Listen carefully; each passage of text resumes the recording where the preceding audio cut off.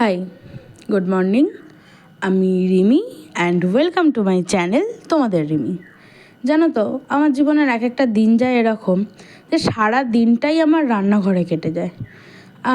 যখন কাটে সময়গুলো তখন ভাল লাগে, কারণ আমি তো রান্না করতে খুব ভালোবাসি।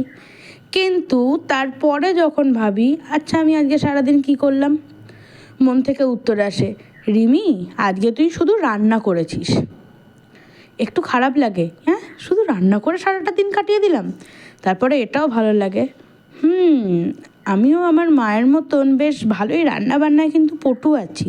অবশ্য এতটা তাড়াতাড়ি এতটা পটু হয়ে যাওয়ার কারণটা একটু প্যাথেটিক, বাট স্টিল রান্না করতে ভালোবেসে ফেলেছি, রান্না করতে ভালোবাসি।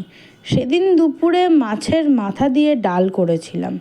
পুরো রেসিপিটা আছে, যদি তোমরা চাও দেখতে অবশ্যই আমাকে জানাবে, অবশ্যই তোমাদের সাথে শেয়ার করব। আর ব্রেকফাস্টে কী কী ছিল সেটা তো অলরেডি তোমরা জানো। আর সেদিনকে দুপুরে ছিল গরম ভাত, আলু ভাতে মাখা, এবার তোমরা অনেকে হয়তো এটাকে আলু চোখাও বলো। তার সঙ্গে ছিল বেগুন ভাজা আর মাছের মাথা দিয়ে ডাল। হ্যাঁ, এইটুকুই।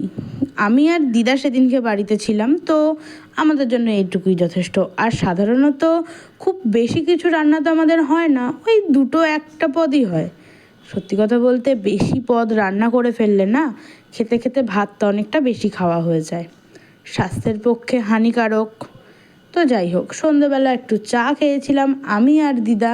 তারপরে আমি কিন্তু সন্ধ্যেবেলা বেরিয়েছিলাম মাকে আনতে দিদির বাড়ি থেকে।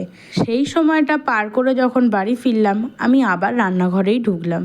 আর এইসব সবজি বাজারগুলো দুপুর থেকে দোকানে পড়েছিল, সন্ধ্যেবেলা গিয়ে আনা হয়েছে। রাতেও ওই ডাল ভাত আর বেগুন ভাজাটাই খাওয়া হয়েছে।